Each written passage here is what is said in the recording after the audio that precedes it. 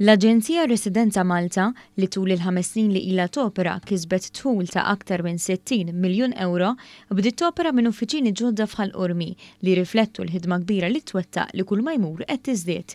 Din l-Aġenzija tal-Gvern hija responsabbli mill-amministrazzjoni tal-programm ta' residenza b'investiment u l-fondi ġenerati minn dan il-programm imorru fil-Fond tal-Iżvilupp Soċjali li minnu jitwettqu miżuri u proġetti ta' fejda għall poplu Malti Wawċi. Residenza Malta tħaddem 34 persuna f'dipartimenti differenti lil kwali jikkontribwixxu lejn operat effiċjenti u ta' suċċess.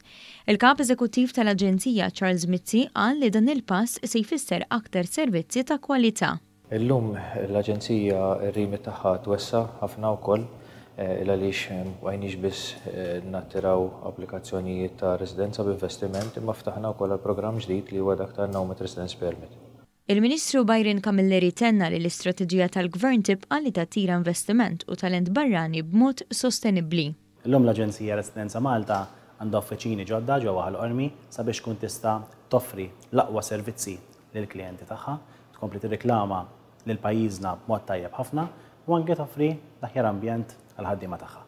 Is-Segretarju Parlamentari Alex Muscat qal li fi żmien ta' pandemija din l-Aġenzija qed tgħin lill-Gvern jikseb il-ġid u jikkontribwixxi lejn aktar tkabbir ekonomiku għal benefiċċju komuni.